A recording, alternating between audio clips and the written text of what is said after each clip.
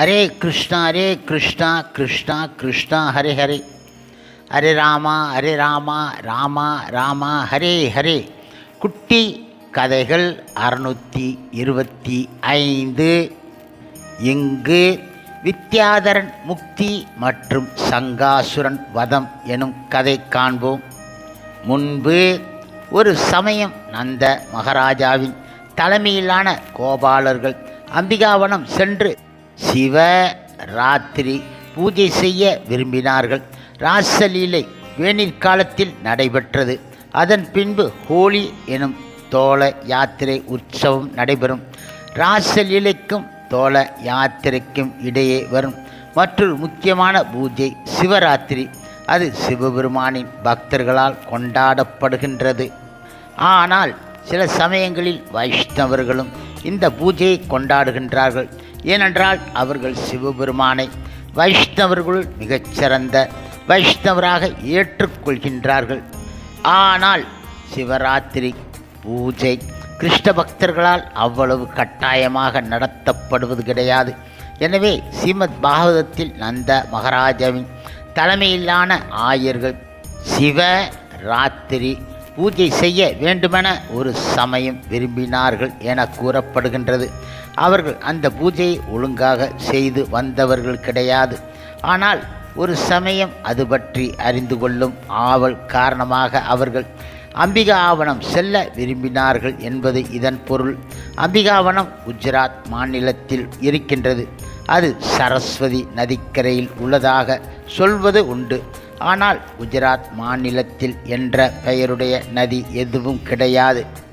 சபர்மதி என்ற நதி இருக்கிறது. இந்தியாவில் இருக்கும் யாத்திரை தலங்கள்லாம் கங்கை, யமுனை, சரஸ்வதி, நர்மதை, கோதாவரி, காவேரி போன்ற நதிகளின் கரைகளில் அமைந்து இருக்கின்றன. சரஸ்வதி நதியின் கரையில் இருந்த அம்பிகா வனத்திற்கு நந்த மகாராஜாவும் ஆயர்களும் சென்றார்கள். அவர்கள் மிகுந்த பக்தியுடன் சிவபெருமானின் மூர்த்தியையும் அம்பிகையும் வழிபட்டார்கள். சிவபெருமானின் ஆலயம் இருக்கும் இடமெல்லாம் துர்க்கையான அம்பிகையின் கோயிலும் இருப்பது வழக்கம். ஏனென்றால் அம்பிகை சிவபெருமானின் மனைவி ஆவார். கற்பு உடைய மங்கையர் எல்லோரும் மிகச் சிறந்தவராக கருதப்படுகின்றார். அவர் கணவனை விட்டுவிட்டு பிரிந்து இருப்பது கிடையாது. அம்பிகாவனத்தை அடைந்ததும் விருந்தாவன ஆயர்கள் முதலில் சரஸ்வதி நதியில் நீராடினார்கள். புண்ணிய தலங்களுக்கு செல்பவர்கள் முதலில் அங்கு இருக்கும் தீர்த்தத்தில் நீராடுவார்கள். சில சமயங்களில் அவர்கள் முடி இறக்குவதும் உண்டு. நீராடுவது முதல் கடமை. நீராடிய பிறகு அவர்கள் அங்கு இருக்கும் தெய்வங்களை வணங்கி தானம் செய்வார்கள். வேத முறைப்படி தானம் பிறர்களுக்கு வழங்கப்பட வேண்டும். பிராமணர்களும் சந்நியாசிகளும் மட்டும் தானம் ஏற்க கொள்ளக்கூடியவர்கள் என வேத சாஸ்திரங்கள் கூறுகின்றன. விருந்தாவனத்தில் இருந்து வந்து இருந்த ஆயர்கள் தங்க ஆபரணங்களையும் அழகிய மாலைகளையும் அணிந்து இருந்த பசுக்களை தானமாக வழங்கினார்கள்.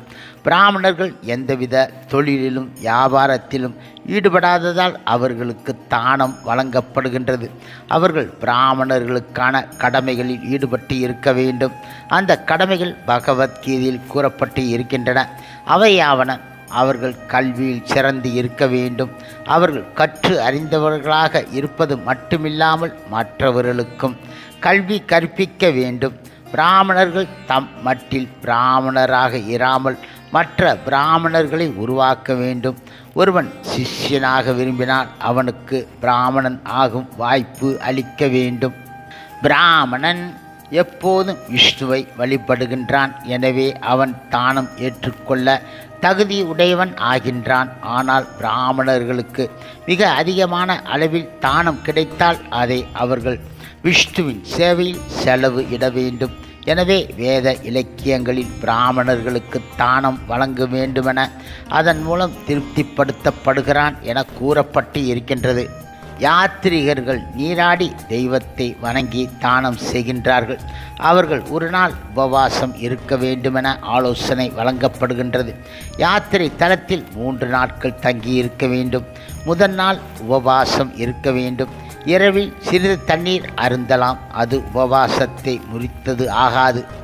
நந்த மகாராஜாவும் மற்றவர்களும் அன்று இரவை சரஸ்வதி நதியின் கரையில் கழித்தார்கள். ஆனால் அவர்கள் ஓய்வெடுத்து கொண்டு இருந்தபோது அருகில் இருந்த வனத்தில் இருந்து வந்த ஒரு பெரிய பாம்பு நந்தரை பிடித்து விழுங்கத் துவங்கி விட்டது. இப்பொழுது நந்தர் பரிதாபமாக கத்தல் ஆனார். எனது அருமை மகனே கிருஷ்ணா, நீ உடனே வந்து என்னை இந்த அபாயத்தில் இருந்து காப்பாற்ற வேண்டும். நந்த மகாராஜாவின் கூக்குரலை கேட்ட ஆயர்கள் எழுந்து வந்து அங்கு நடந்ததை கண்டார்கள். அவர்கள் உடனே எரியும் கொல்லிக்கட்டைகளை கொண்டு பாம்பை அடித்து கொள்ள முயற்சித்தார்கள். அப்படியும் பாம்பு நந்தரை விடுவதாக கிடையாது. அப்போது கிருஷ்ணர் அங்கு தோன்றி தமது திருப்பாத கமலங்களால் பாம்பை தொட்டார். பகவான் கிருஷ்ணரின் திருப்பாதங்கள் பட்டதும் பாம்பு தன் சர்ப்ப உடலை நீக்கி மிக மிக அழகான வித்யாதரன் என்ற பெயருடைய தேவனாக உருமாறி எடுத்தான். உன்னத அழகுடன் அவன் வணக்கத்துக்குரியவனாக காட்சியளித்தான். அவனின் உடலில் இருந்து அலாதியான தேஜஸ் வெளிப்பட்டது. பொன்னால் ஆன ஆரத்தை அவன் அணிந்திருந்தான். பகவான் கிருஷ்ணருக்கு வணக்கம் தெரிவித்து அவர் முன் பணிவுடன் நின்று இருந்தான். அந்த தேவனை கிருஷ்ணர் கேட்டார், நீ நல்ல தேவனாக தோன்றுகின்றாய், லட்சுமியின் அருளை பெற்றவனாக காண்கின்றாய். நீ இந்த வெறுக்கத்தகுந்த செயலை செய்வது எப்படி? பாம்பின் உடல் உனக்கு எப்படி வந்தது? அந்த தேவன் தன் முந்தைய வாழ்வின் கதையை கூறினான். அன்பான பகவானே, முந்தைய பிறவியில் எனது பெயர் வித்யாதரன். உலகம் முழுவதும் என் பேர் அழகிற்காக நான் பிரசித்தி பெற்று இருந்தேன். புகழ் வாய்ந்தவன் என்பதால் நான் எங்கும் என் விமானத்தில் பறந்து செல்வது வழக்கம். அவ்வாறு பறந்து செல்லும்போது ஒரு நாள் ஆங்கிரா என்ற மகா முனிவரை கண்டேன். அவர் அழகு இல்லாதவராக இருந்தார். நான் எனது அழகில் மிகுந்த கர்வம் கொண்டு இருந்ததால் அவரை கண்டதும் சிரித்து விட்டேன். அந்த பாவத்திற்காக முனிவர் என்னை சர்ப்பம் ஆகும்படி சாபமிட்டார் என்றான் அவன். பகவான் கிருஷ்ணரின் அருளுக்கு பாத்திரம் ஆவதற்கு முன்பு ஒருவன் இக உலக ரீதியில் உயர் நிலையில் இருந்தவன் ஆனாலும் ஜட இயற்கையின் குணங்களின் வசப்பட்டு இருக்கின்றான். வித்யாதரன் உலக கண்ணோட்டத்தில் உயர்ந்தவனாகவும் அழகில் மிகுந்தவனாகவும் இருந்தான். உலக ரீதியில் மிக உயர்ந்த நிலையில் இருந்ததால் எங்கும் விமானத்தில் சென்று வந்தான். எனினும் தனது மறுபிறவியில் அவன் இழி நிலையிலான பாம்பாக பிறக்க நேரிட்டது. எவ்வளவு உயர் நிலையில் இருப்பவனும் கவனமாக நடந்து கொள்ளாவிட்டால் வெறுக்கத்தக்க உயிர் இனமாக பிறக்க நேரிடலாம். மனித நிலையை அடைந்தவன் மீண்டும் கீழ் நிலையை அடைவது கிடையாது என நினைப்பது தவறு. தான் தேவனாக இருந்தும் பாம்பின் நிலைக்கு இறங்க நேரிட்டது என்பதை வித்யாதரன் ஒப்புக்கொண்டான். ஆனால் பகவான் கிருஷ்ணன் திருப்பாத கமலங்கள் பட்டவுடன் அவன் கிருஷ்ண உணர்வு பெற்றான். ஆனால் முந்தைய பிறவில் பாவ ஆத்மாக இருந்ததை அவன் ஒப்புக்கொண்டான். கிருஷ்ண உணர்வில் இருப்பவன் தான் எப்போதும் கிருஷ்ணரின் சேவகன் என்பதை உணர்ந்து இருப்பான். தன்மட்டில் எந்தவித பயனும் அற்றவன். ஆனால் கிருஷ்ணரின் அருளாலும் குருநாதின் கருணையாலும் நல்லது செய்யும் திறமையை பெறுகின்றார் என்பது அவன் அறிந்து இருக்கின்றான். தேவனான வித்யாதரன் ஸ்ரீ கிருஷ்ணரிடம் தொடர்ந்து கூறினான், என் உடல் அழகில் நான் மிகுந்த கர்வம் கொண்டு இருந்ததால் ஆங்கிலரின் அழகு இன்மையைக் கண்டு அவரை அவமதித்து விட்டேன். என் பாவத்திற்காக அவர் என்னை சபித்தார். நான் பாம்பாகிவிட்டேன். முனிவர் எனக்கிட்ட சாபம் ஒரு சாபமே இல்லை என்பதை இப்போது நான் உணர்கின்றேன். அவர் என்னை சபித்து இருக்காவிட்டால் நான் பாம்பின் உடலை பெற்று உமது திருப்பாத கமலங்களால் உதைக்கப்பட்டு இருக்க மாட்டேன். உங்கள் திருப்பாத கமலங்கள் என் மீது படாமல் இருந்தால் நான் ஜட நிலையிலிருந்து விடுபட்டு இருக்க மாட்டேன் என்றான் அவன். ஜட நிலையில் 4 விஷயங்கள் முக்கியமானவை. உயர் குடும்பத்தில் பிறத்தல், மிகுந்த செல்வம் பெற்று இருத்தல், கல்வியில் சிறந்து இருத்தல், அழகு மிக்கவனாக இருத்தல். இவை உலகில் பெரும் பாக்கியங்களாக கருதப்படுகின்றன. துரஷ்டவசமாக கிருஷ்ண உணர்வு இல்லாமல் போனால் இந்த இக உலக நலன்கள் பாவத்திற்கும் இழிவிற்கும் சில சமயங்களில் அடிகோளுகின்றன. வித்யாதரன் ஒரு தேவனாக இருந்தும் மிகுந்த அழகு உடையவனாக இருந்தும் கர்வம் காரணமாக பாம்பின் உடலை பெற்று இழிநிலையை அடைந்து விட்டான். பாம்பு மிக கொடியதும் பகை உணர்வு மிக்கதுமான உயிர் இனமாக கருதப்படுகின்றது. ஆனால் மனிதராக பிறந்தும் பிறரிடம் பகையும் பொறாமையும் கொள்பவர்கள் பாம்பை விட கொடியவர்களாக கருதப்படுகின்றார்கள். பாம்பை மந்திரங்களாலும் மூலிகைகளாலும் வசப்படுத்தலாம். ஆனால் பொறாமை குணம் உள்ளவன் அவனை யாராலும் கட்டுப்படுத்த முடியாது. வித்யாதரன் மேலும் கூறினான், பகவானே, இப்பொழுது நான் பாவங்களின் விளைவுகளிலிருந்து விடுபட்டு இருப்பதாக நினைக்கின்றேன். சொர்க்கத்தில் இருக்கும் தன் இடத்திற்கு திரும்பிச் செல்ல உங்கள் அனுமதியை வேண்டுகின்றேன் என்றான் அவன். முழுமுதற் கடவுள் மற்றும் பரமபுருஷ பகவான் ஸ்ரீ கிருஷ்ணரின் தூய பக்தரான துருவ மகாராஜா இக உலக நலன்களை வேண்டி முழுமுதற் கடவுளை பிரார்த்தனை செய்தார். ஆனால் அவர் கடவுளின் கருணை பெற்ற பின்பு அவரை கண்டதும் மிக மிக திருப்தி அடைந்து விட்டதால் இக உலக நலன்களை கேட்டு பெற மறுத்துவிட்டார். அறிவு உள்ளவன் தேவர்களிடம் நலன்களை வேண்டுவதோ அவர்களை வணங்குவதோ கிடையாது. அவன் நேரடியாக கிருஷ்ண உணர்வு நிலையை அடைகின்றான். இக உலக நலன்கள் அவனுக்கு தேவைப்பட்டால் கிருஷ்ணரிடம் வேண்டுவான், தேவர்களிடம் கிடையாது.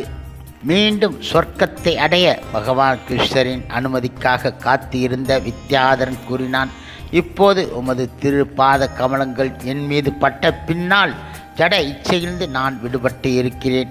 நீர் யோகியெல்லாம் சிறந்தவர், ஆதி புருஷரான முழுமுதற் கடவுள், பக்தர்களின் எஜமானர். நீங்கள் பிரபஞ்சங்களை பரிபாலிப்பவர் ஆகையால் உமது அனுமதியை வேண்டுகின்றேன். உம்மிடம் நான் முற்றிலும் சரண் அடைந்து இருக்கின்றேன். என்னை நீங்கள் ஏற்றுக்கொள்ள வேண்டும். உமது திருநாமத்தை எப்போதும் உச்சரித்து கொண்டு இருப்பவர்கள் பாவச்செயல் விளைவிலிருந்து விடுதலை பெறுகிறார்கள் என்பதை நான் அறிவேன்.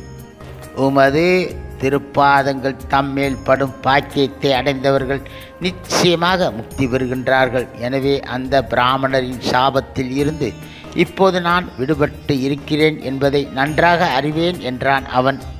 இவ்வாறாக வித்யாதரன் சொர்க்கத்திற்கு திரும்பிச் செல்வதற்காக அனுமதியை பகவான் கிருஷ்ணர் இடமிருந்து பெற்றான்.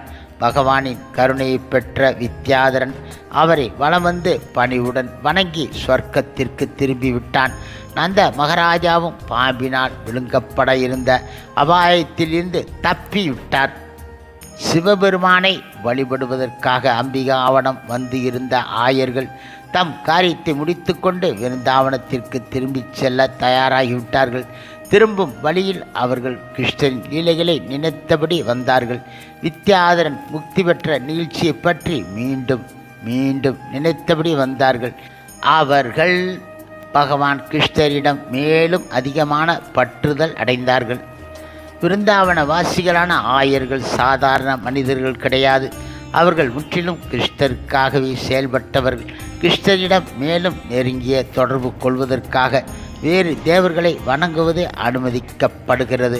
ஆனால் தன் நலத்துக்காக தேவர்களை பூஜிப்பது கண்டனம் செய்யப்படுகின்றது. ஹரே கிருஷ்ணா ஹரே கிருஷ்ணா கிருஷ்ணா கிருஷ்ணா ஹரே ஹரே, ஹரே ராமா ராமா ராமா ஹரே ஹரே. சில பிரபுபாதரின் சேவையில் இஸ்கான் பக்தர்கள்.